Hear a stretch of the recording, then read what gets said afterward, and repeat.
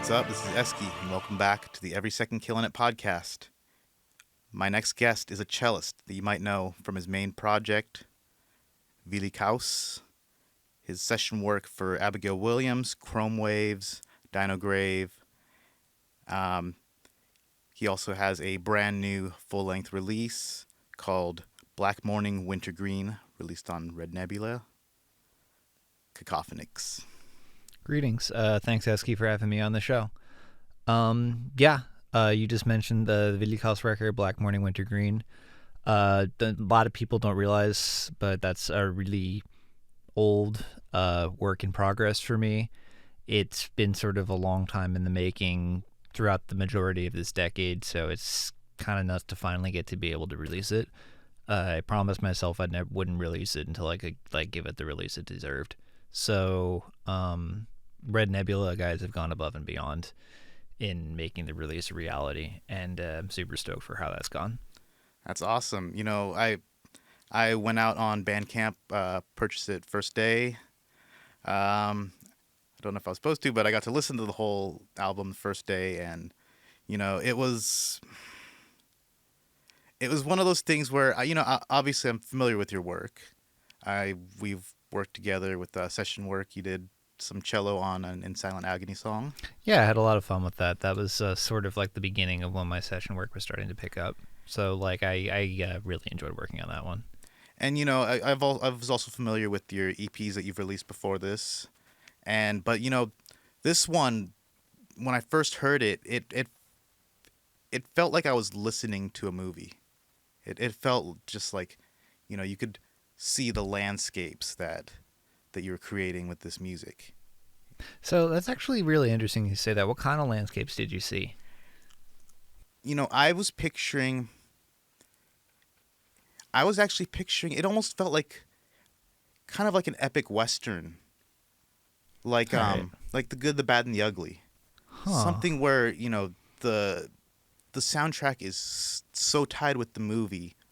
You know, it evoked images immediately. Like it just felt like how a song should be able to take you somewhere, especially without words. Of course. It's funny that you put it in those terms because the album was a very stream of consciousness process for me. And a lot of it was written in my early conservatory days in Ohio. And it,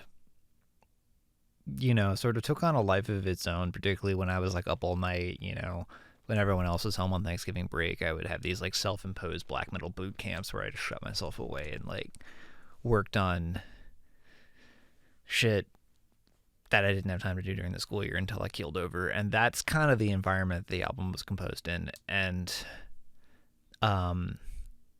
it seemed very conducive for some experiences that led to the music that just now is available for release, that really sort of began subconsciously a journey towards like the personal like path and practice that I'm on now. And I definitely credit certain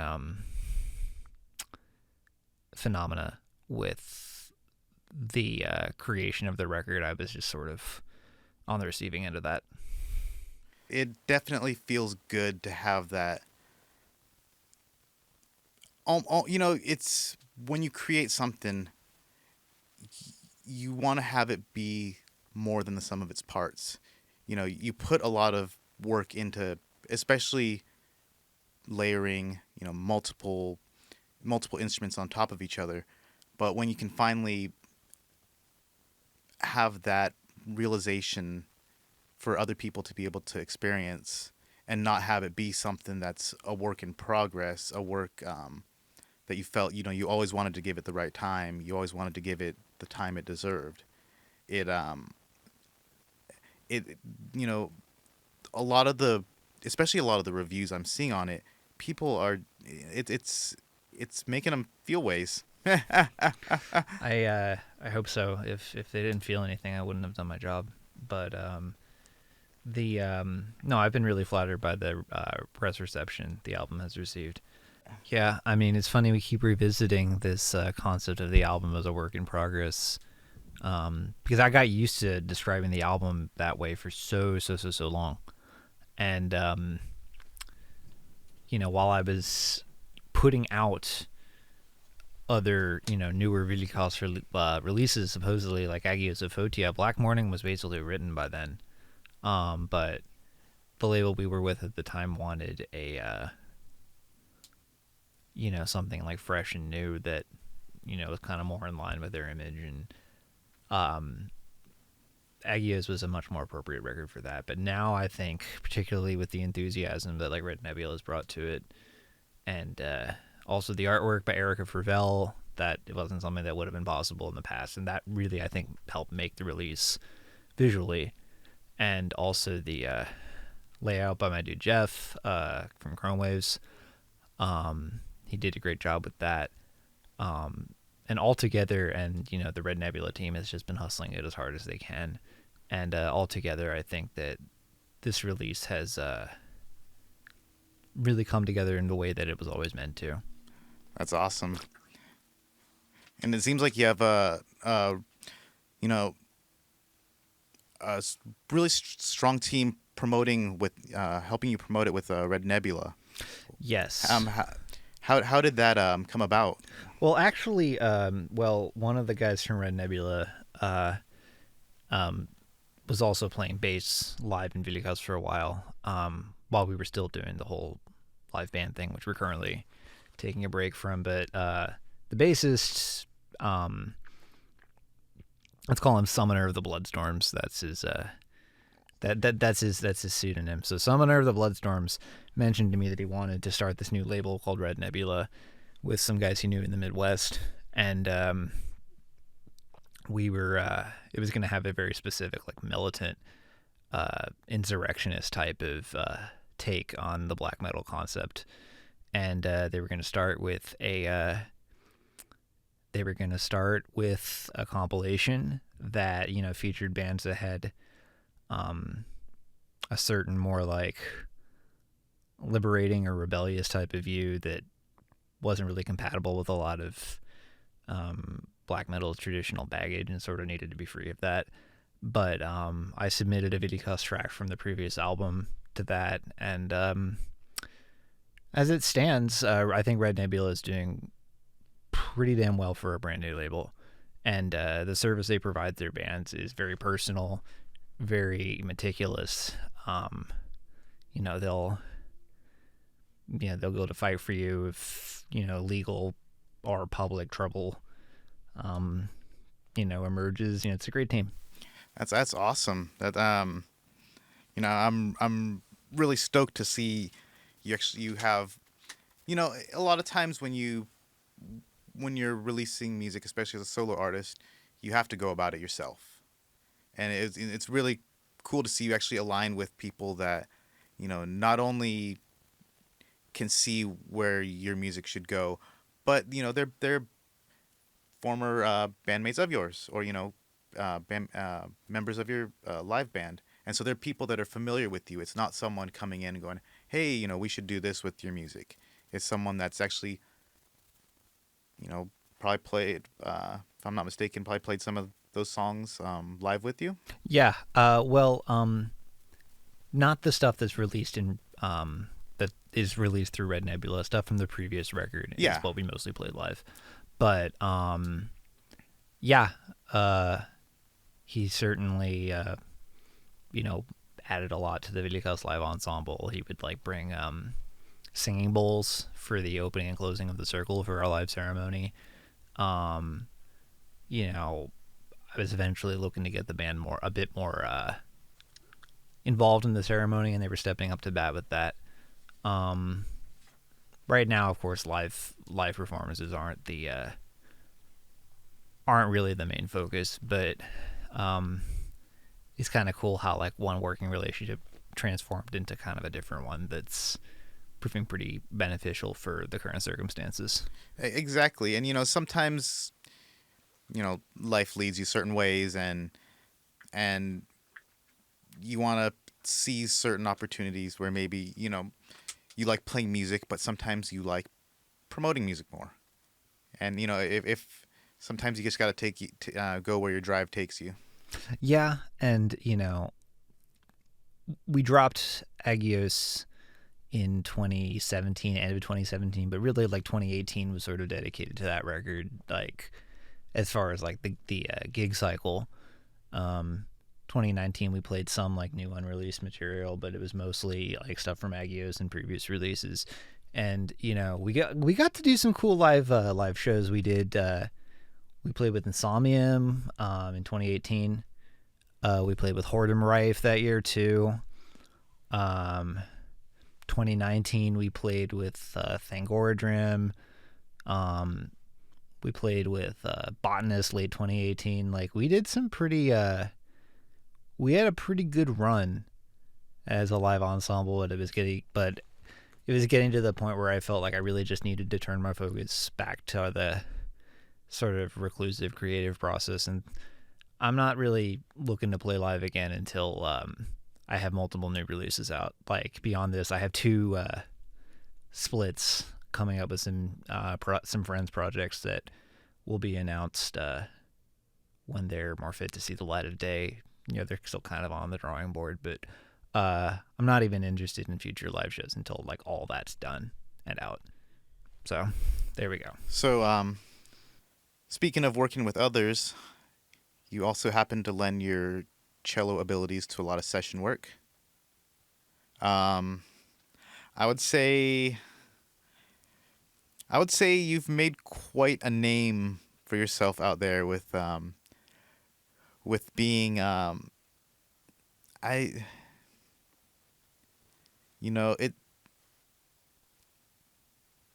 it's crazy because it's you don't aside from you have groups that came out when we were a little bit younger, like Apocalyptica, who obviously like an ensemble, a group of cellists, but you don't really have the one that's come out as the one-man cello army. I mean, the loop cellist is definitely a thing now. You have, Zoe Keating and Joe Quayle and Helen Money and people like that, using loops and creating a big, multi-track cello ensemble that way. I've thought about getting into loops. I've never really taken it upon myself to really explore it. But it's funny you mentioned Apocalyptica because they were obviously a huge influence on me, but I set up Hvile I Kaos, intentionally to not sound like them because I felt like what they did well, and I needed to do something different. And I've always kind of responded to my influences as react to them rather than just completely absorb them. That's my take. And that's usually what you do with influences is you don't have just one. Hardly. You take little bits from your favorite, everything that you like, and you kind of try to create something new with them, because each person has their own individual tastes of what you grew up with and what your favorite parts are in music, and it really is reflective on when you create something. It really is a combination of all your influences. Sort of. Combination and a response to.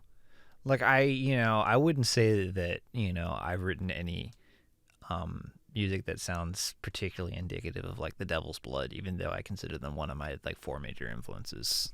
For me it would be Apocalyptica, Dissection, The Devil's Blood, and then Carlo Gesualdo. Those are the 4 main influences artistically on Hvile I Kaos.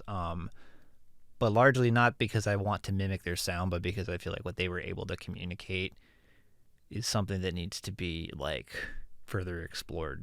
And yeah. And so maybe it's ideals from a certain ideals and just the desire to evoke real experiences within the vibrations.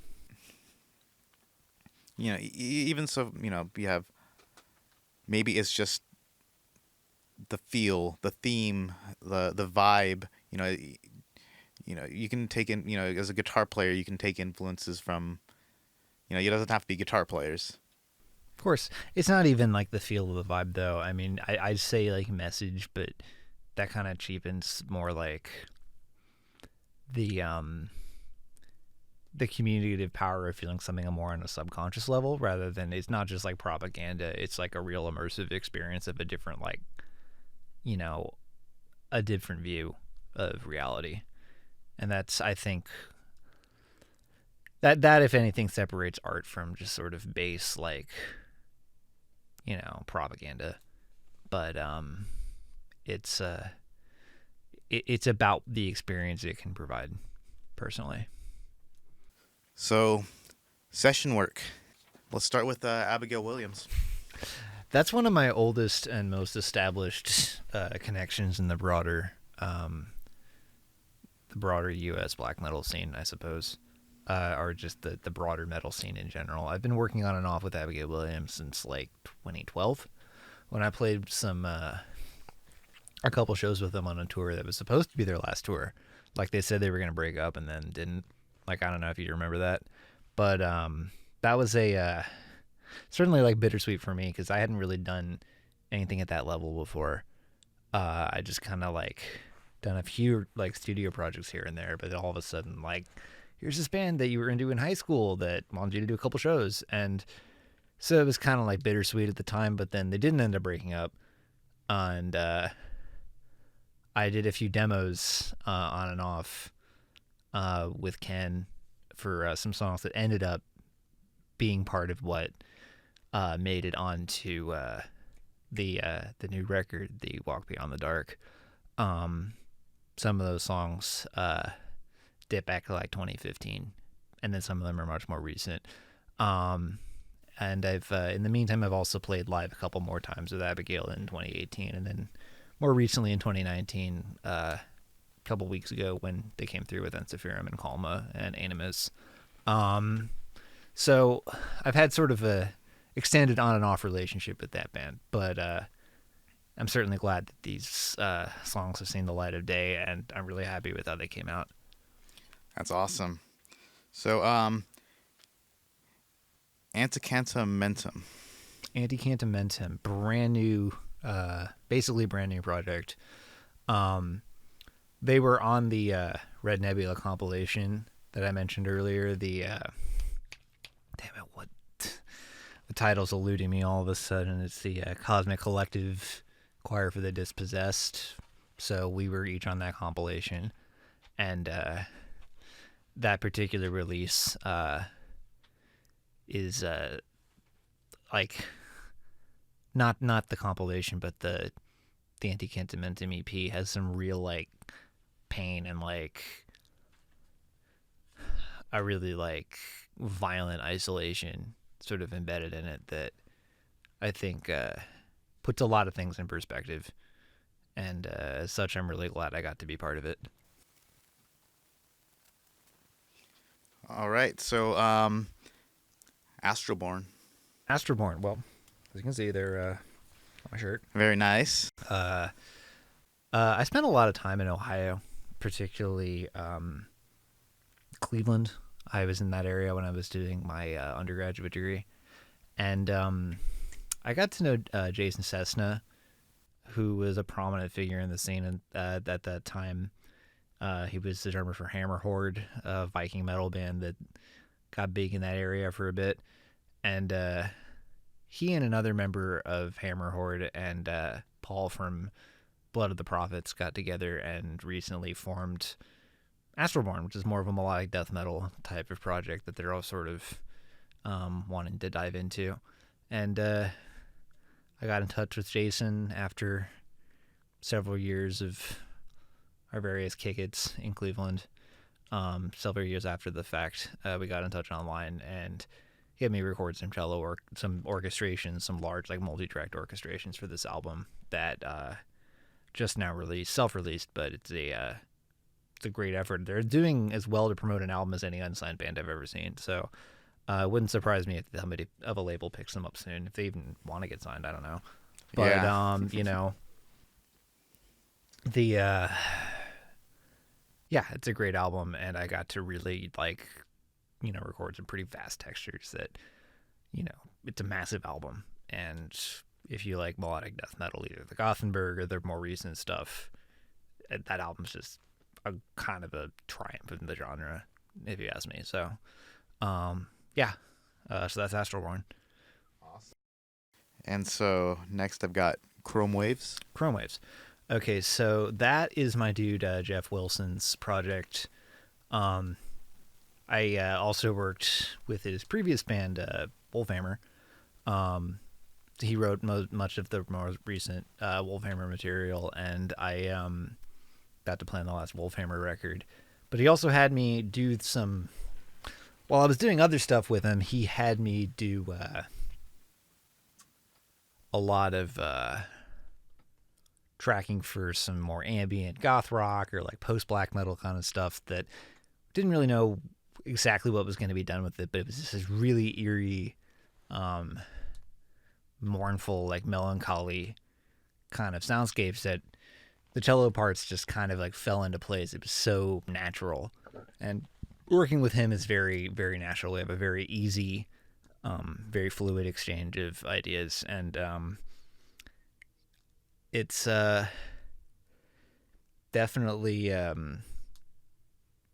Chrome Waves was sort of a project he had before, but the way it's manifested now, particularly with the addition of James, who's also in Amiensis and Nòtt, we'll talk about Nòtt later, with his vocals, and then how that works off the guitar and the cellos in the sense. It's very, it's a very natural sort of way in which all the pieces sort of fall into position to create a very easy but painful kind of artistic expression that I think there's something really special about Chrome Waves. I think it's a very honest project. That's an awesome thing to be have your project described as. Yeah. Sometimes that's all you've got. Yeah, honesty is something there's far too little of, even in like, I'm just gonna say it. A lot of mainstream metal is just as fake as any fucking pop bullshit. Like, a lot, there's so much emphasis on superficial trappings that just sort of some sort of industry mask you have to put on, and I think it's good to see artists succeed without having to sell their souls, and that's just me. It does seem like one of those things where it's become just a checklist. It's just, it eventually it becomes, things become a parody of themselves. And it just, it may fall under the same name, but it isn't the same as it was. Yeah, it's always a shame when that happens. So there's been a good it feels like within just the artistic vibe, a lot of people wanting to find their sound and not just gravitate toward I want to sound like this. I want to sound exactly like this. Yeah, I mean there's a certain amount of monkey see, monkey do that is encouraged, and I try to avoid that. That's I fail to see how that pursuing imitation could be really fulfilling.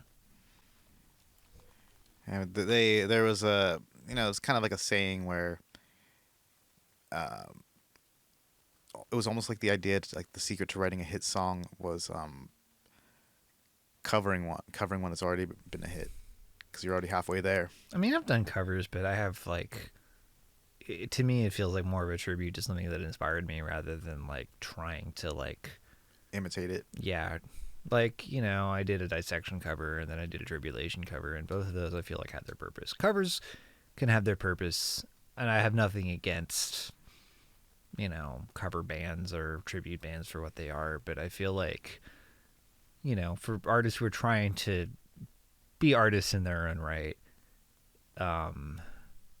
a lot of bands forget to have that as their main trajectory, to actually be artists in their own right. They just, I don't know, imitation is something that's easy and easily digestible and therefore easily marketable, but doesn't really seem like a fruitful way to go. I remember the idea of being in a band, starting out when you're younger, was you wanted to go out and play shows. So the quickest way to play shows was to have a set full of cover songs, because it kind of gave you that quick road to, oh, we're a band and we can play shows. So you load it up with covers, and with that, it's fun to do that. It's fun to play shows, but then you're not really growing as an artist if your aim was to just play shows, because it's a craft. It's something you have to put a lot of time into to see the results of. I mean, there are plenty of musicians who are just performers. Yeah, Like exactly. in the classical sense, most string players don't write their own music. They play, whatever concertos or sonatas or chamber pieces or orchestra pieces they, you know, are put in front of them because that's the music they want to play and they want to get really good at it. I'm not going to say that on artists. Just like, there might be like, someone in a band who's just like a really good bass player, but they don't want to like contribute to writing. They just want to be a fucking killer bassist and focus on that. And Exactly. they're focusing on mastering their instrument. There's nothing wrong with that. They don't want to like, actually writing their own music is of no interest to them. But so I'm not going to say that playing live isn't developing as an artist. You're just developing a different aspect of it, of your artistry. Exactly. And it's it really is a, when you find your dynamic within it, when you find exactly like what you said, if you just love playing live, every aspect about it's going to be, of what you learn of your art is going to be to deliver that live performance. Where a lot of times, it's like, say, for me, even though I do all the instruments for my stuff, I don't feel like I haven't really honed in on one of them.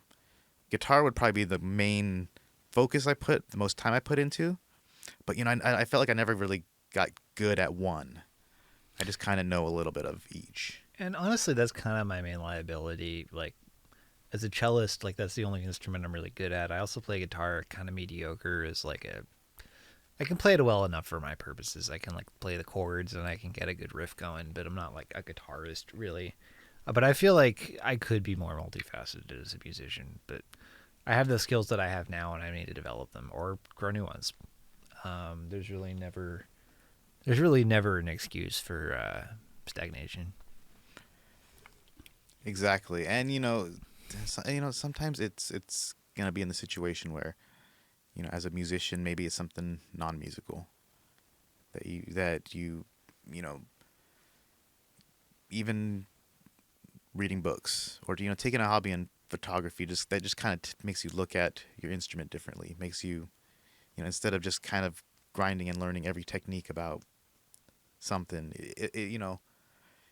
so like, playing guitar kind of maybe help you, approach cello just even a tiny bit differently, because then you have to. It has actually, or rather, it's like it also gives me,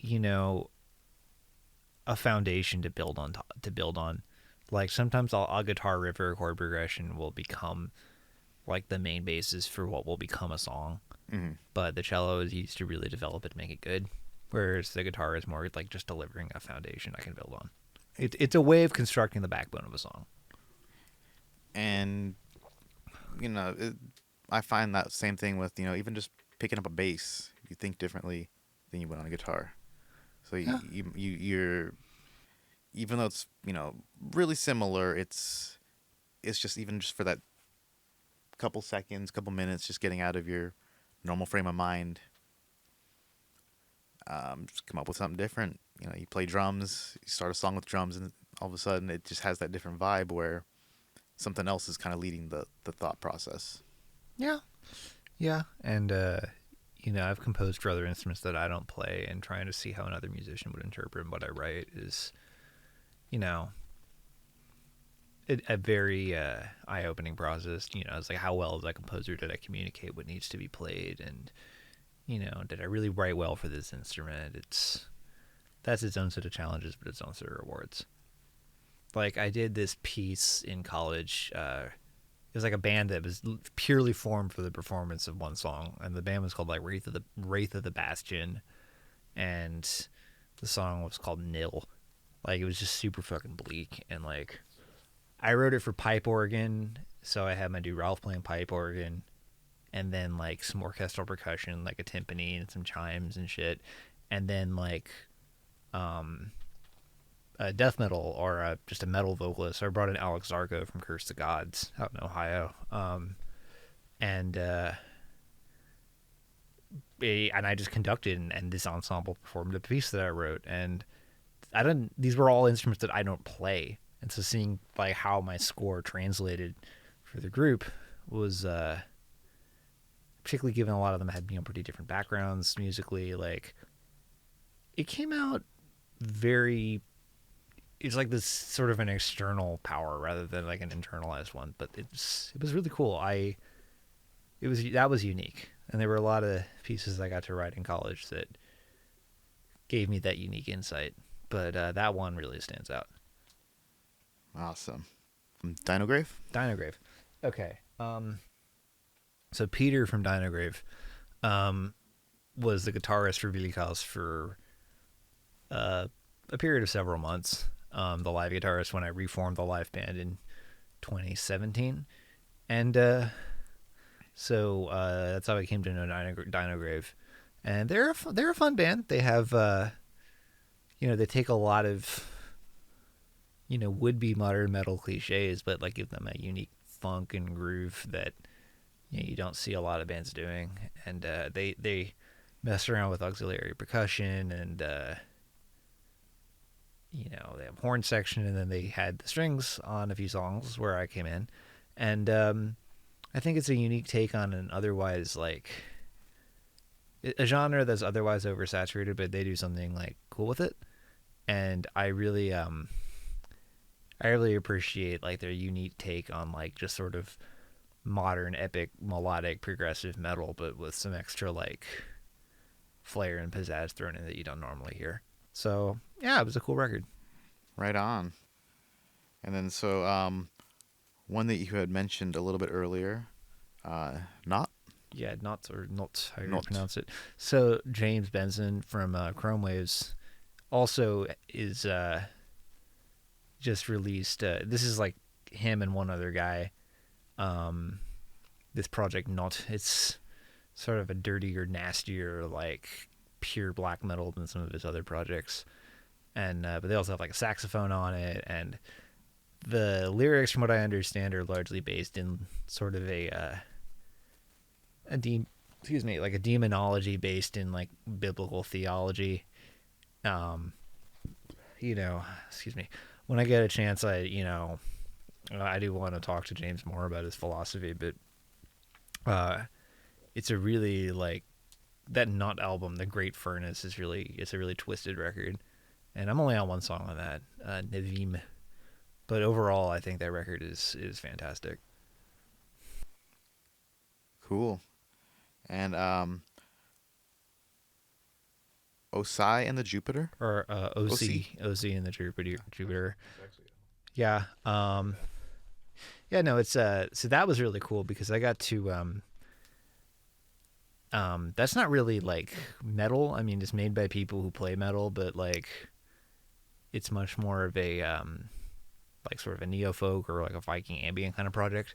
And that's the second album I've done for Osi and Jupiter, and it gives me a very different soundscape to construct upon, and a very like a means of participating in someone else's like ritualistic, devotion rather than purely just my own.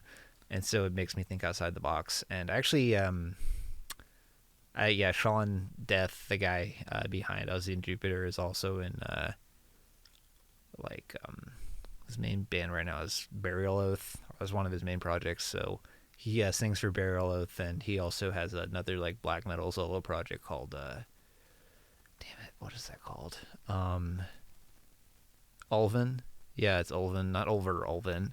And that album's fucking nasty. It's great. But Osi and Jupiter is a really unique kind of immersive experience in a very like primeval, like heathen kind of perspective that I think is definitely lacking. We got to play together at Fire in the Mountains Fest this year in Wyoming, and that was an insane fucking experience.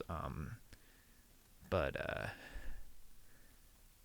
it's much more so than I could really elaborate on in an interview setting. It was something very intimate and powerful. But yeah, that's another project that's really special and unique that all of these bands are great to work with, but Osi and Jupiter, like, I've had a special relationship with that project. That's awesome. And that movie that you contributed to the soundtrack, yes, Beloved Beast. Yes, Beloved Beast. So Sarah Brachowski, the composer for that film, contacted me online, and we just had sort of a one-day session where we hammered out all the little themes and motives and sort of the aleatoric, weird, kind of soundscapes that we put on, and where the themes fell in the movie. And from what I understand, Jonathan Holbrook is a pretty respected, like, indie horror kind of director. And the movie itself is pretty fucked up. And I seeing how that all came together was definitely, like, I haven't gotten to contribute a lot to anything in, like, the visual media side of things. So this was rewarding in its own way. Very different. And Sarah's a great composer. I'd encourage you guys to check out the broader body of her work. But that was a very, like, let's get this all done. We were all just, like, there for like 9 hours and just knocked it all out. It was great. It was almost like the complete opposite of getting set up, ready to record, getting comfortable, relaxing, and we got everything set up and got comfortable. We were just there forever. And it was just one, all in one. Well, just all in one day. Yeah, it's I like intense recording sessions like that. I think that they have the potential to bring the best out of you as a musician, and, like, it's good to push your limits. Because you're not coming back tomorrow. It was you just took the opportunity and ran with it. That's awesome. All right, man. So it looks like you're staying busy out there. So you've definitely got a lot of your work out there for people to listen to check out. We'll put the links down below for people to check out any of your work, and especially your new album, Black Morning Winter Green, on Red Nebula. Check it out. And I'd like to thank you for coming on the Every Second Killin' It podcast, and for being here to talk about all the awesome work you do.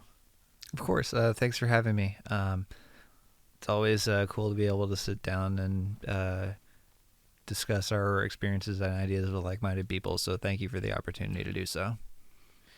All right. And so people can check you out on Facebook. Yeah, Facebook, Instagram, YouTube, whatever. Bandcamp. We have a Bandcamp. That's where you buy stuff. Send money. Yes, and give me your money. I demand compensation for my suffering. Anyway, let's so without further ado, let's wrap it up. This is Kakophonix signing off. Stay defiant. Stay defiant.